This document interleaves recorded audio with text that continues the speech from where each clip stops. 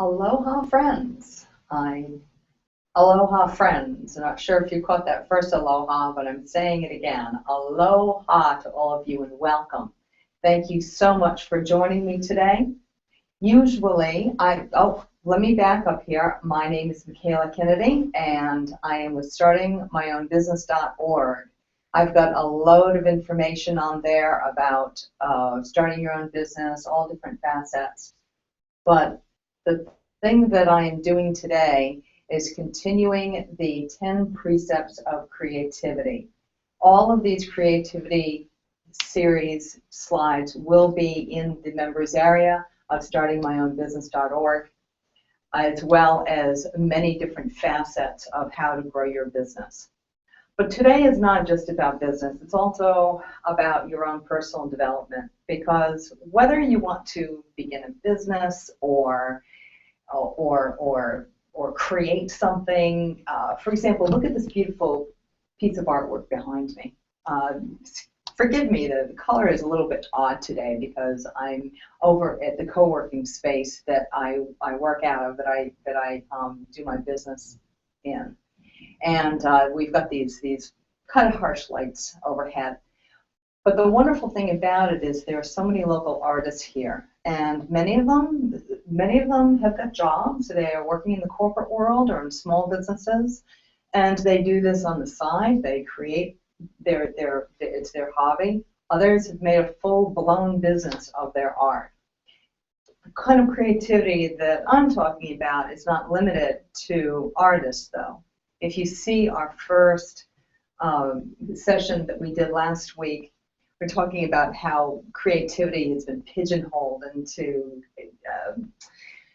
the traditional sense of art and being an artist. And if you're in the corporate world, or if you're a business person or a financer, that you can't be creative. That's not true. That's not true at all. If you were with us the first time, and I welcome you to go back and watch the first one. This is all recorded. They're all available right now. Today is the second one. This is going to be going on for the next 10 weeks.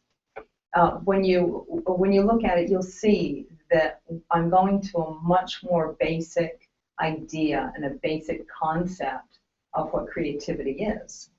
Creativity, it doesn't matter whether or not you believe that you have creative juices or not. The fact is, and truth is proven to be true through science and through much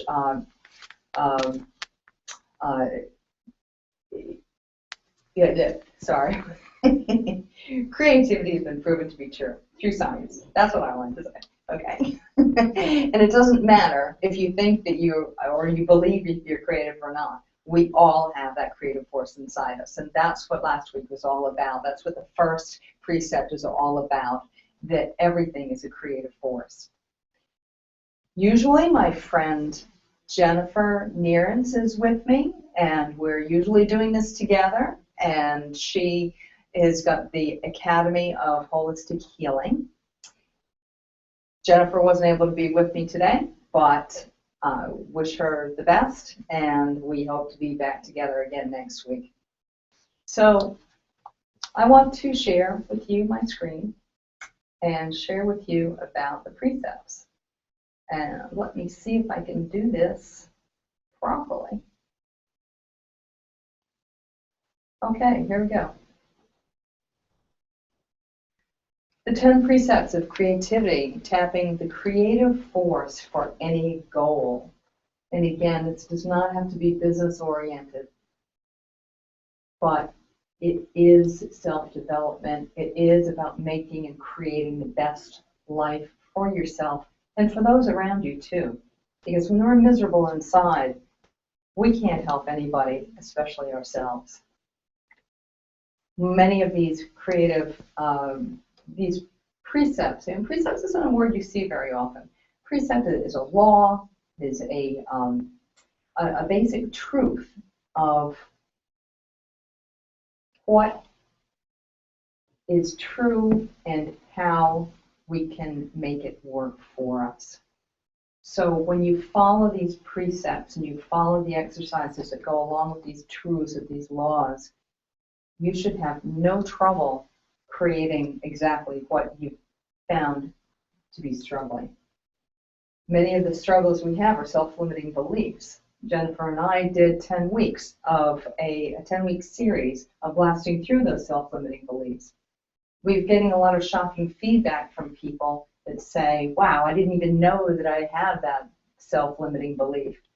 So those for a limited time are still available. You can you can look it up on YouTube. We'll also make that information available below these on the comments later on. If you happen to be watching this during a recording, please go check those out as well, because all of it is recorded. Everything right now is available for you. So when we first began this, we talked about number one. It was the creative energy force that permeates everything and being in our universe.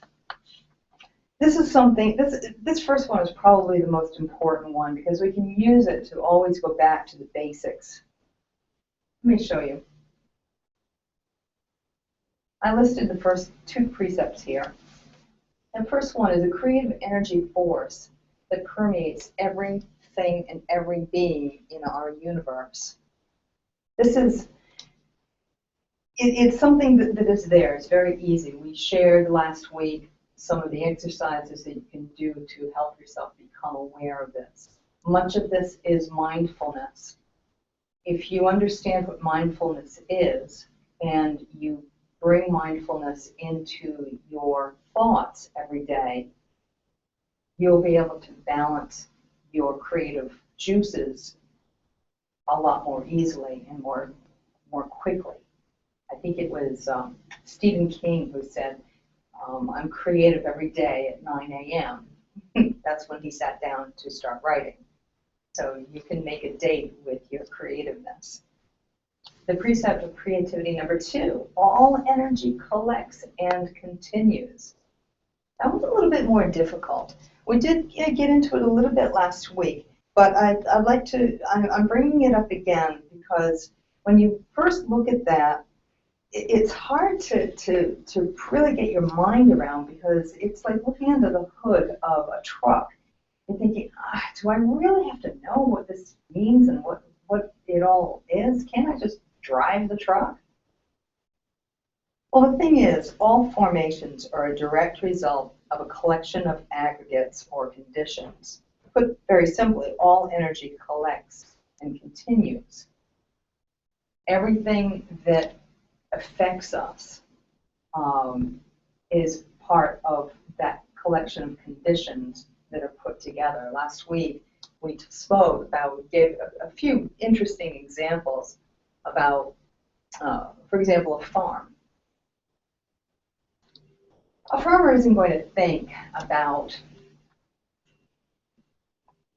a farmer isn't going to think about the harvest all the time and just lie around dreaming that harvest is going to happen. He gets up every day, and every day has a particular flavor to it. Could be a rainy day, could be a blustery, windy day, could be a day with a lot of rocks in the field that needs to be cleared out. And maybe there are weeds out there that need to be cleared out, till the land. Maybe it's a beautiful sunny day. Maybe it's been even a drought where he needs to find ways of including whatever conditions are missing to help the crop grow. Because we all start with a seed, but it's not just that seed. That seed, you don't just go presto and suddenly, bam, you've got tomatoes. It doesn't work that way. There has to be a certain amount of conditions that all fit together to help that seed to grow. And it's the same thing with our ideas and our thoughts. There have to be a certain condition. Every day we have conditions. So if you go from, the more general number two, that all energy collects and continues, we also stop and realize that everything is affecting our behavior. So if you're constantly telling yourself, oh, I'm not creative, I can't do anything, maybe your actions might be to go turn on the TV or go out to a bar and listen to some music. Not that there's anything wrong with these kind of activities, but to let them consume your creative time then becomes a little bit dangerous, because then the conditions are starting to tip and they're not allowing you to create a space, create the conditions, to bring the conditions in to be creative, to allow the springs, the seeds of ideas to grow and to take the actions you need to formulate whatever it is, whether it be a book or a beautiful picture like the one you see here. I took that because all the conditions were present. There happened to be a lotus growing in a patch down the street from me. It was morning, there was some beautiful sunlight, and I happened to have a camera with me. All those conditions came together to give you a beautiful picture. But we often dismiss that stuff and we think, oh, I'm not a very good photographer. I'm not even going to try to take pictures. I really suck at it because I always have my finger in the way. And all those judgments really don't mean anything. So what we're looking for is to create all the conditions to attract and to be mindful, to be aware of all the conditions around us and how we are using them to help feed our creativity. So precept of creativity number 3 is emotions and thoughts are ground zero. We have lessons that we've learned in our learning capability that surge and they wane because energy can be expanded and contracted. We also have situations outside ourselves that influence us. So, I mean, some people are very emotional, and other people tend to hide and cover up their emotions and go into a deep, dark corner. That doesn't mean that the emotions don't exist, because we are operating in an emotional field. Every animal doesn't matter if we're a human or a parrot or a dog or whatever, we all are affected somehow by our emotions, and how the more that we become aware of our emotions and thoughts, the more we can be inspired to act on them in a very positive way.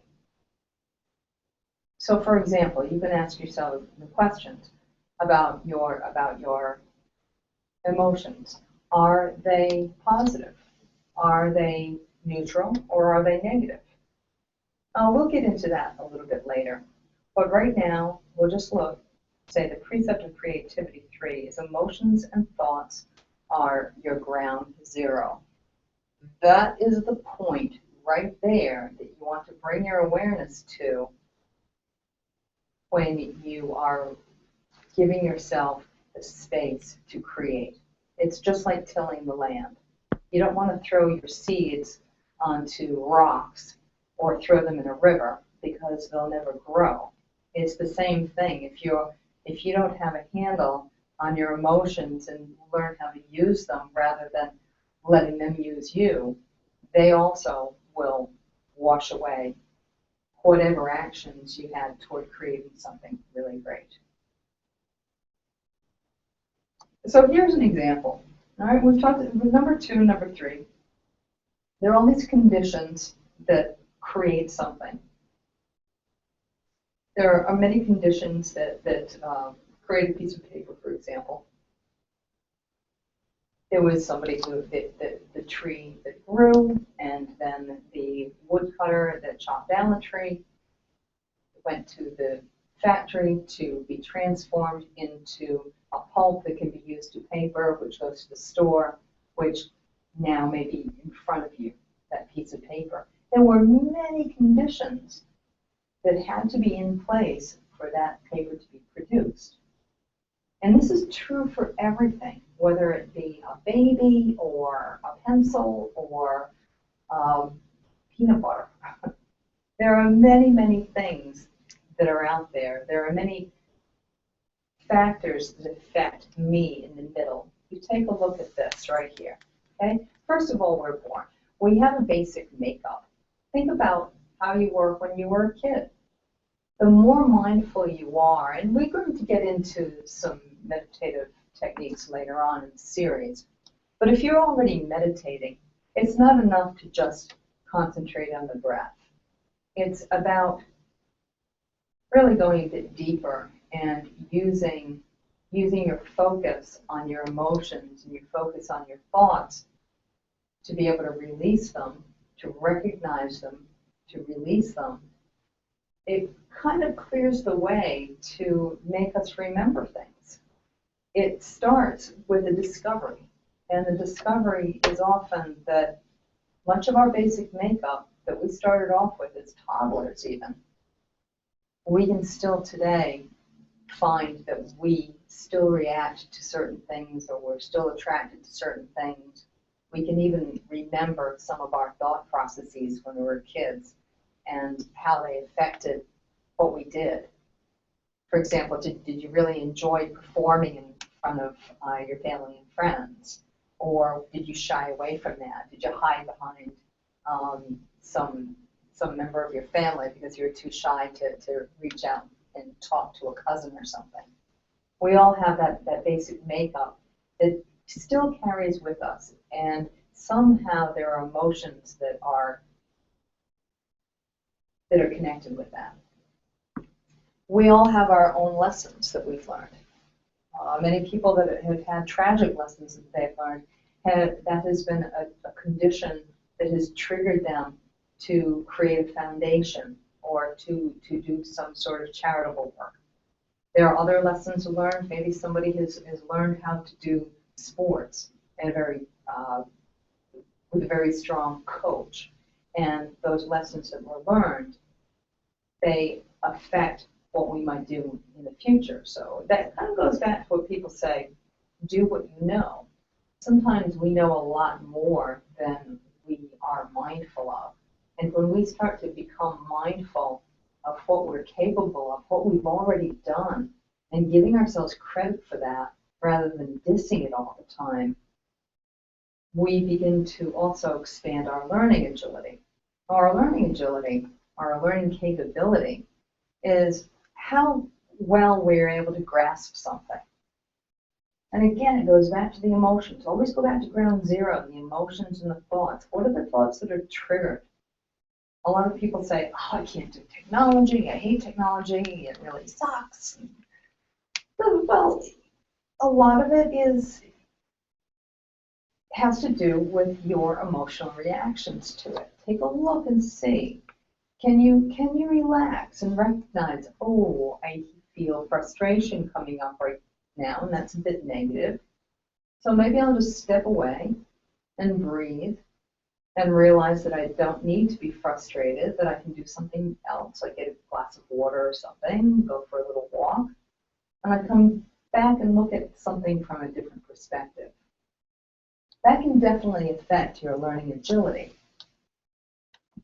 And it can also affect the way you learn your lessons, because you're not buying into the block of telling yourself, oh, I can't do that. But you're bringing yourself to a mindfulness that it's okay, this is what I'm experiencing. You don't have to put a label on it if it's good or bad. Sure, there are positive and negative emotions, but they don't have to be labeled as good or bad either. You just see them for what they are and experience them and be mindful of them.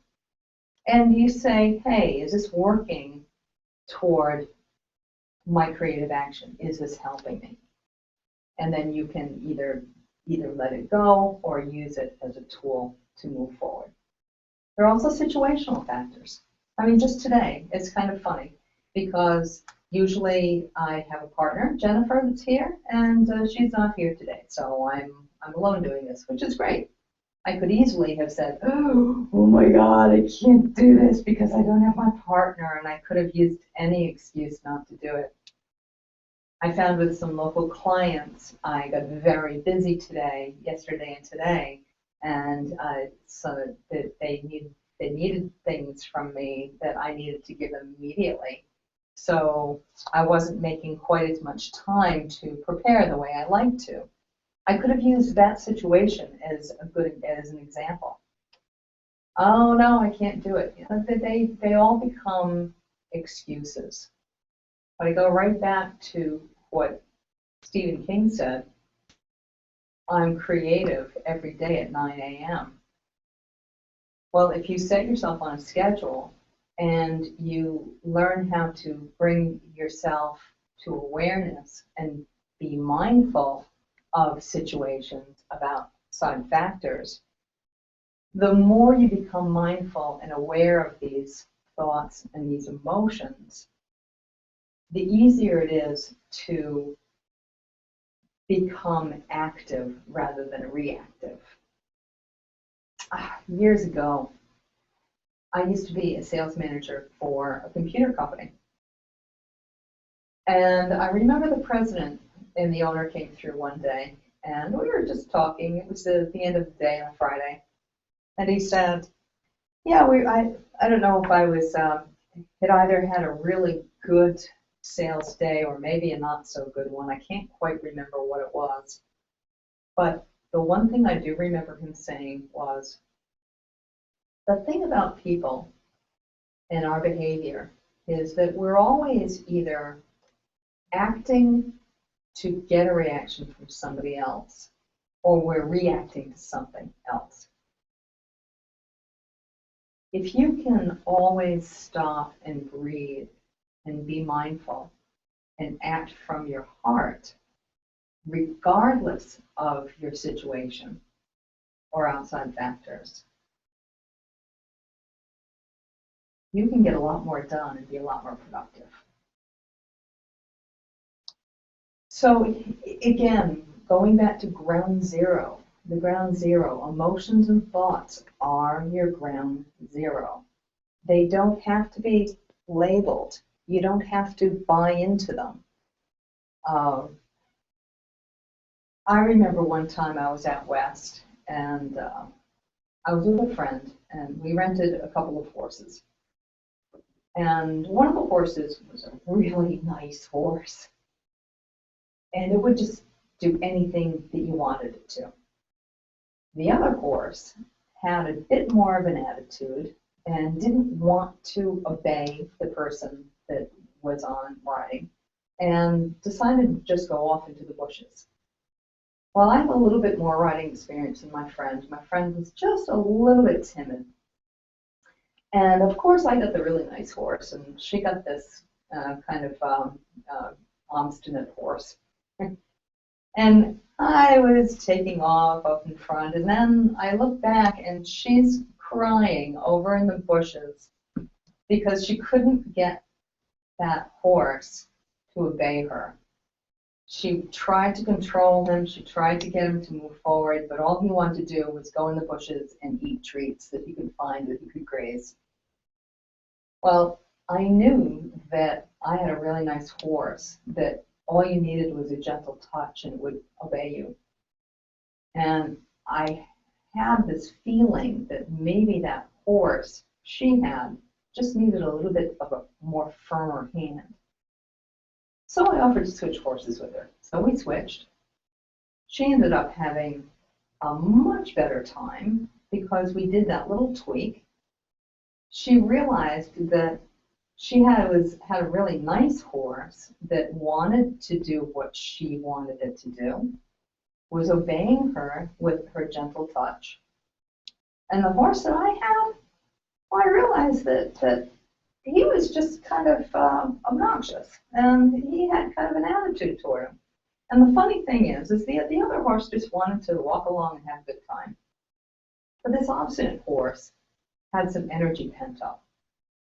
And I took a much stronger rein. I pulled in the reins tight. I brought it to focus. I even talked to the horse. I leaned over and I patted him before we even began, and I said, no, we're going to be friends and we're going to really make this work, aren't we? And at first he tried, I could feel some resilience, but then somehow we connected. We connected on some sort of an emotional or thought level.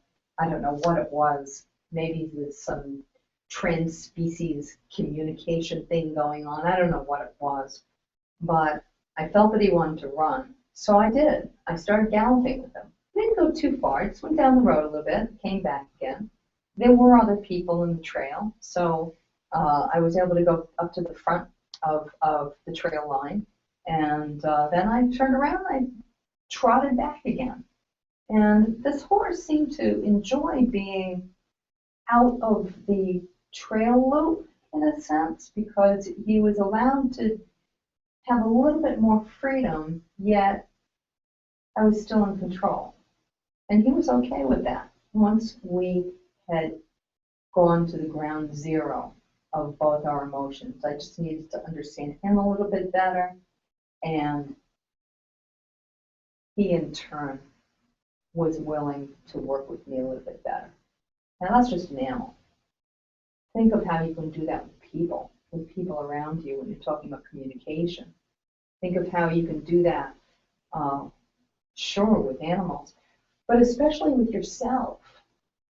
You can have that same kind of relationship with yourself. When you go to the ground zero of emotions and your thoughts, and you practice recognizing what you're feeling, you're going to have a lot more fluid flow in your actions, in your productivity, in your creative flow. These are very important points. They seem pretty basic, but when we start looking, you see me. I'm right in the middle on this picture here. It's kind of an ugly picture too. I don't really like this picture. But and you look at the me, it's kind of like splattered there. It's a little splattered there. There's nothing very uniform about it. But we have a little bit of our own personality. We have our history of the things that we've learned, things that we may need to unlearn. And we can also be aware of our learning capability, our learning agility.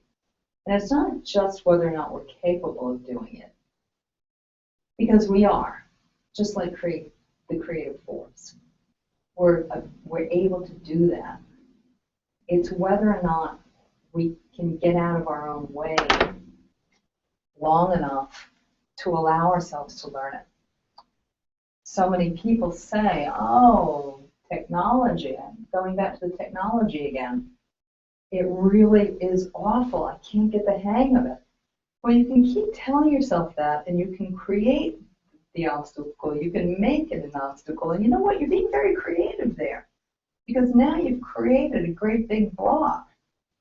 Yes, something is created. Something is always being created. You don't need it to be a block, though, that you create. You can say, well, go a little bit deeper. What's my thought process?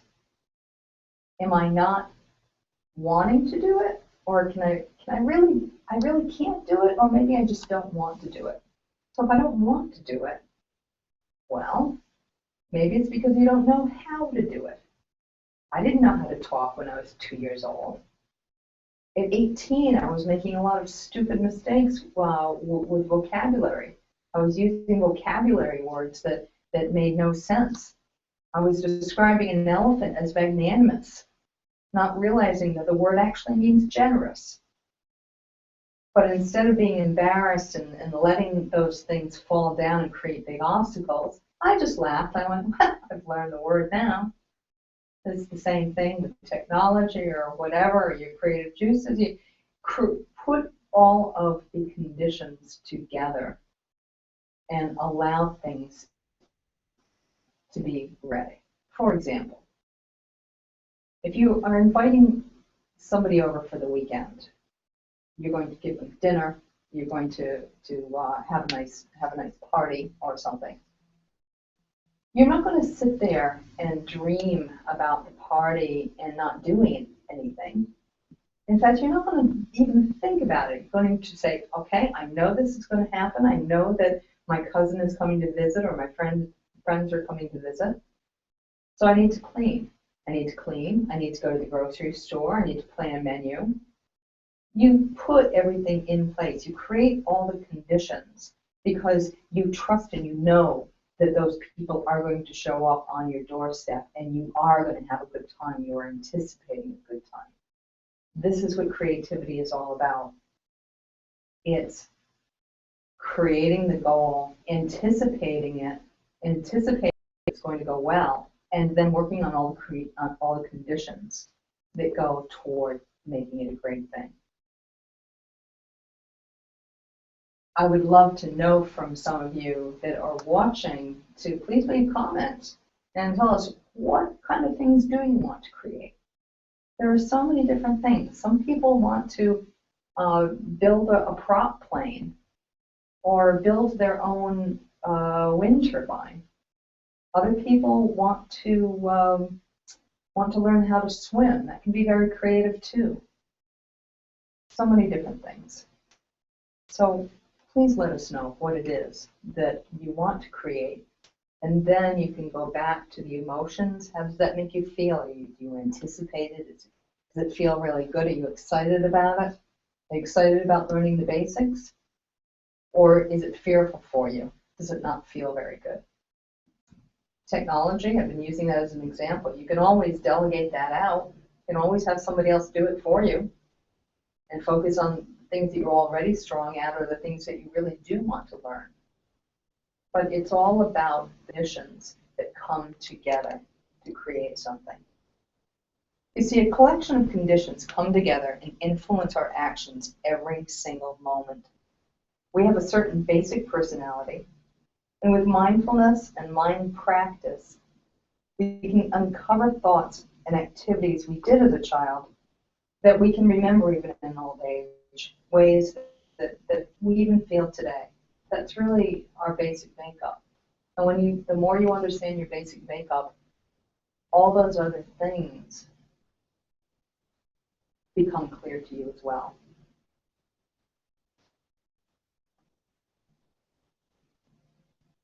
So a little while ago, I started to talk about some questions. And I'm going to take these questions now and make them as the practice exercises for this week. So every moment that you do these practice exercises, and I hope you do them at least once a day. If you're doing your journaling when you get up in the morning or late at night, you're doing some sort of basic meditation practice. Ask yourself the questions. What emotions do you feel right now? Write them down. Or at least be aware of them, be cognizant of what those emotions are. Are they positive? Okay, positive emotions. Excitement, happiness, well-being, a good, peaceful feeling. These are all positive. A neutral feeling can be inquisitiveness, interest, maybe looking at something and acknowledging that it's very pretty, or that it's not so pretty, but you don't have any strong reaction to it. You may have neutral feelings toward people on the street that you don't know. Boring. That's kind of neutral too. It could be even negative.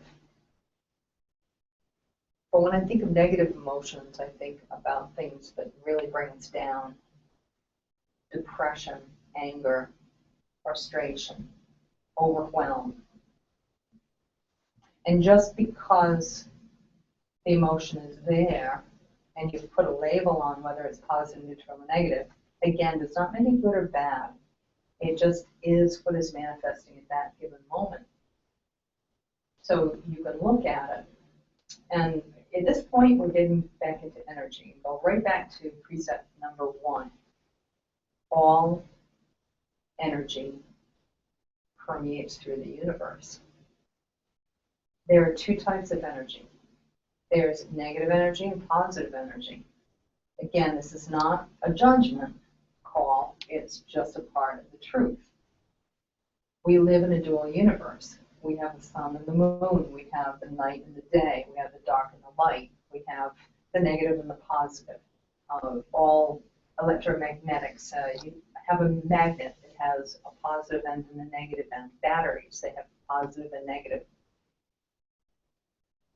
One is not better than the other. They work together to create a balance. Without that positive and negative, you can't have a battery full of energy. You have to have the two of them, and you have to have them balanced in a certain way with certain conditions present in order for them to feed the radio or the computer or whatever it is that you're feeding it. So again, look at your emotions. If you want to expand your creative flow, you want to expand the energy in a positive way. If you look at a great big funnel and you have energy all over the place, you have all these different conditions and you're considering all these different things, when they are all over the place, they're not very concentrated. So you want to bring them into a concentration of force. If you imagine a funnel, all of those items are dispersed out. You want to bring all those conditions in and funnel them down to the point where you're creating fire. So is that positive or negative? Well, energy expands, but energy also loosens up. So it doesn't matter if it's positive or negative, it's just how do you want to manipulate your energy? Do you need to focus it down and make a high concentration to produce something? Or do you need to loosen it up and let certain things go?